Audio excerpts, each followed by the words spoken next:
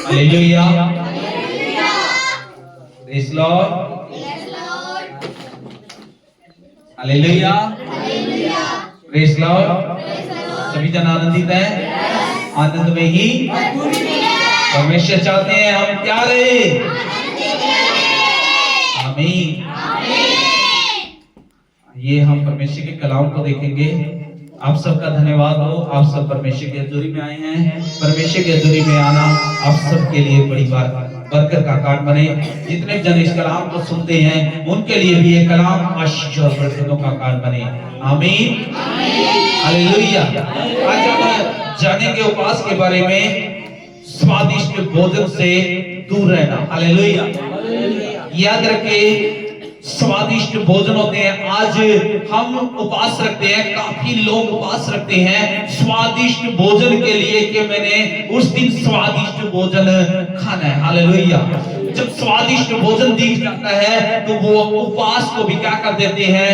तोड़ देते हैं। लेकिन याद रखे, परमेश्वर का वचन कहता है परमेश्वर के लोग पेटू ना हो। हालेलुया। जब आप अपने पेट को बस में रख सकते हैं तो आप आशीषों को भी बस में रख सकते हैं। हालेलुया। याद रखिए, जब आप उपवास करते हैं तो परमेश्वर का वचन से ही हम जानेंगे परमेश्वर का वचन क्या बताता है। याद रखिए, हम दानियल की किताब से देखेंगे, वचन लिखा है, परमेश्वर का वचन बताता है। दानियल 1:8 में वचन कहता है, याद रखिए, हमें पता लगता है कि दानियल एक राजा के पास था। दानियल एक गुलामी की अवस्था में था, एक ऐसे समय में था, ऐसे माहौल में था, उसे अच्छा भोजन मिल सकता था। फिर भी याद रखिए, वो राजा के पास था और उसको ऑर्डर मिला था। याद रखिए वहां पे कि इसको खाना कैसा मिलना चाहिए? जैसा खाना राजा को मिलता है वैसा स्वादिष्ट भोजन इनको मिलना चाहिए। ये शरीर से कमजोर ना हो, इनके शरीर का नुकसान ना हो। याद रखे, दानियल ने, याद रखे, खोजों से दानियल ने उन लोगों से विनती की कि मुझे क्या किया जाए, ऐसा भोजन नहीं दिया जाए। हालेलुया।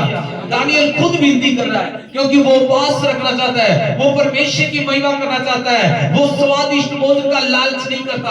आज हमें लालच नहीं करना चाहिए। हालेलुया। खाना देख करके लालच नहीं करना चाहिए। यहाँ पे पता लगता है दानियल की किताब में, दानियल बताता है 1:8 में वचन बताता है, क्या कहता है? परंतु दानियल ने अपने मन में ठान लिया। दानियल ने क्या कर लिया था? अपने मन में विचार को बना लिया था, मन में ठान लिया था। क्या ठान लिया था?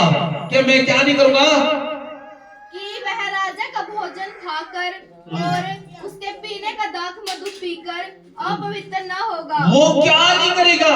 उसको दारू नहीं चाहिए, उसको नशा नहीं चाहिए, उसको वो स्वादिष्ट भोजन नहीं चाहिए, उसको तो अपने परमेश्वर का भोजन चाहिए। हालेलुया। मनुष्य रोटी से नहीं बल्कि किससे जीवित रहेगा? मत्ती 4:4 में लिखा है, परमेश्वर का वचन बताता है मनुष्य रोटी से नहीं बल्कि परमेश्वर के वचन, वो वचनों से भरा हुआ था। वो दानियल चाहता था कि मैं परमेश्वर की क्या करूं? मैं महिमा करूं। हालेलुया। दानियल चाहता था कि मैं परमेश्वर की सेवा करूं। दानियल चाहता था कि मैं अपने लोगों के लिए उपवास रखूं। दानियल चाहता था कि मैं अपने परिवार के लिए उपवास रखूं। दानियल चाहता था कि मैं अपने परमेश्वर की आज्ञा को, परमेश्वर की इच्छा को पूरा करूं। हालेलुया। यहाँ पे लिखा है दानियल ने क्या नहीं चाहा? दानियल ने मन में विचार बना लिए। हालेलुया। दानियल ने मन में फैसला ले लिया कि मैं राजा के पास रह करके भी, धनवान लोगों के पास रह करके भी मैं स्वादिष्ट भोजन का लालच नहीं करूंगा। हालेलुया। हालेलुया। जिसके अंदर उत्तम आत्मा है वो स्वादिष्ट भोजन को चखेगा नहीं। हालेलुया। जिसके अंदर उत्तम आत्मा, अगर आप चाहते हैं कि आपके अंदर भी उत्तम आत्मा हो तो आप भी दानियल के समान स्वादिष्ट भोजन को कैंसिल करें। आप भी दानियल के समान ठुकराए कि मैंने स्वादिष्ट भोजन नहीं चाहिए। याद रखे, हालेलुया। दानियल खुश हो सकता था, दानियल आनंदित हो सकता था कि तुझे तो बहुत अच्छा भोजन मिल गया है, तुझे तो राजा के पास भोजन मिल गया है। लेकिन दानियल ने वहां पे इनकार किया। हालेलुया। दानियल ने प्रार्थना की, लोगों से बोला, विनती की कि मुझे ये खाना, फिर से पढ़ेंगे क्या लिखा है? परंतु दानियल ने अपने मन में ठान लिया है कि हाँ? वह राजा का भोजन खाकर और उसके पीने का दाख मधु पीकर अपवित्र न होगा। वो क्या नहीं करेगा, वो खाना खा करके, वो दारू पी करके, नशे की चीज इस्तेमाल करके वो क्या नहीं करेगा, अपने आप को अपवित्र नहीं करेगा, क्योंकि परमेश्वर ने ठहराया है, परमेश्वर के चरणों में बैठना है, परमेश्वर की हजूरी में रहना है। हालेलुया। अगला वचन जो हम देखेंगे दानियल 10 का 3 देखेंगे, जल्दी से पढ़ेंगे। क्या लिखा है? उन 3 सप्ताहों के पूरे होने तक मैंने न तो स्वादिष्ट भोजन किया और न मांस और न दाख मधु अपने मुंह में रखा। याद रखिए, दानियल कितने दिन उपवास रख रहा है, कितने दिन भूखा रह रहा है, कितने दिन स्वादिष्ट भोजन से दूर रह रहा है, कितने दिन, कितने सप्ताह, वो 21 दिन के अंदर क्या कर रहा है, वो खाना नहीं खा रहा है, वो स्वादिष्ट भोजन नहीं खा रहा है, वो 21 दिन के लिए वो ऐसे लगातार ऐसे ही चल रहा है परमेश्वर की हजूरी में। Hallelujah, hallelujah. क्या उसके अंदर मन में विचार नहीं आए, लेकिन उसने मन में पहले ही ठान लिया कि मैंने स्वादिष्ट भोजन से दूर रहना है। हालेलुया। याद रखिए, कितने, फिर से पढ़ेंगे, उन 3 सप्ताहों के पूरे होने तक दानियल बताता है, उन 3 सप्ताह उन्होंने ठान लिया था कि मैं 3 सप्ताह क्या करूंगा, उपवास रखूंगा। और उन 3 सप्ताहों के अंदर दानियल ने क्या किया, मैंने न तो स्वादिष्ट भोजन किया, ना तो स्वादिष्ट भोजन किया और न मांस खाया। मांस खाने का दिल करता है काफी लोगों को, अच्छा मुर्गा होना चाहिए, लेकिन याद रखे उसने किसी भी चीज का क्या नहीं किया, मांस खाया और न दाख मधु ना कोई नशे की चीज इस्तेमाल करी, अपने मुंह में रखा, ना अपने मुंह में कोई भी गलत जो परमेश्वर को पसंद नहीं है वो चीज मुंह में नहीं रखी। हालेलुया। और न अपनी देह में कुछ तेल लगाया। हालेलुया। अपनी देह को सुंदर बनाने के लिए, लोगों को दिखाने के लिए, याद रखे कोई भी ऐसा कार्य उसने नहीं किया। उपवास रखे, गुप्त में उपवास रखे, कितने 21 उपवास रखे हैं उसने। याद रखे 3 सप्ताह उसने उपवास रखे हैं, किसी को पता नहीं है, लेकिन याद रखे उन्होंने बोला कि मन में ठान लिया है, मन में विचार बना लिया है कि मैं परमेश्वर का कार्य करना है, परमेश्वर का कार्य करना लोगों को दिखाने के लिए नहीं। हालेलुया। क्या मसीह लोगों को पास रखना चाहिए?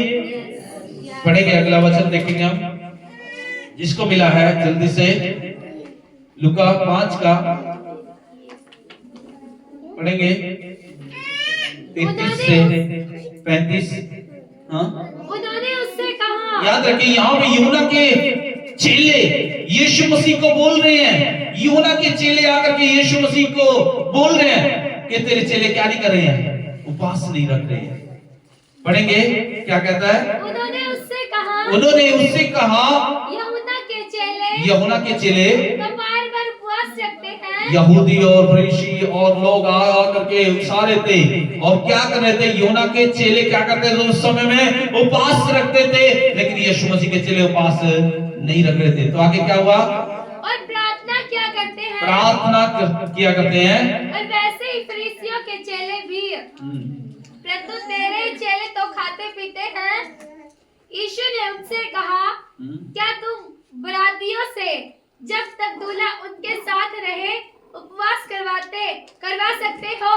परंतु वे दिन आएंगे जिनमें दूल्हा उनसे अलग किया जाएगा, दूल्हा अलग किया जाएगा। जब यीशु स्वर्ग में चला जाएगा, यीशु मसीह उठा लिया जाएगा, तब वो क्या करेंगे? तब वे उन दिनों में उपवास करेंगे। उन दिनों में वो क्या करेंगे? जब यीशु मसीह चला जाएगा तब आएगा इनका समय। लेकिन आज आपका समय है, आज हम सब का समय है। आज परमेश्वर चाहता है, आज चाहता है कि परमेश्वर कि हम भी क्या करें? उपवास रखें। Hallelujah, hallelujah. आज समय है उपवास रखने का। हाँ? अगला वचन देखेंगे हम जल्दी से। जब तुम उपवास करो तो, याद रखिए यीशु मसीह फिर बताने लगा, जब यीशु मसीह चला गया था, अपने लोगों के पास आकर के शिक्षा देता रहा, जाने से पहले बताता रहा, हालेलुया, कि मैं कैसे जाऊंगा और फिर कैसे आऊंगा, और फिर बताता है कि उपवास भी तुमने कैसे रखना है। जब तुम उपवास रखो तो वो बताने लगा, हालेलुया, वो चेले चाहते थे कि दूसरे लोग भी क्या करते हैं, उपवास रखते हैं, कि मैंने भी उपवास रखना चाहिए, हालेलुया। लेकिन यीशु मसीह कहता है, ठीक है, तुमने मन में ठान लिया है उपवास रखने की, तो तुमने ऐसे उपवास रखना अब नया नियम है, अब ऐसे रखना है। परमेश्वर बताता है कि कैसे उपवास रखना है, पढ़ेंगे। जब तुम उपवास करो तो कपटियों के समान तुम्हारे मुंह पर उदासी न छाई रहे। जब तुम उपवास रखो तो कपटियों के समान ना बन जाना, दिखाने के लिए वैसे कार्य ना करना, हालेलुया।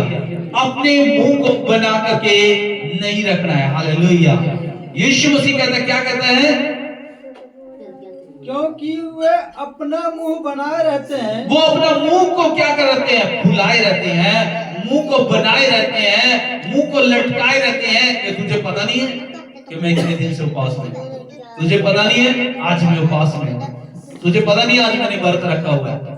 लोगों से दिखाते हैं, सुनाते फिरते हैं। आपने मेरा चेहरा नहीं देखा कि कितना कमजोर हो गया, आपने कितना देखा नहीं कि मेरा चेहरा कैसे लटका हुआ है, आज मैं उपवास में हूं, हालेलुया।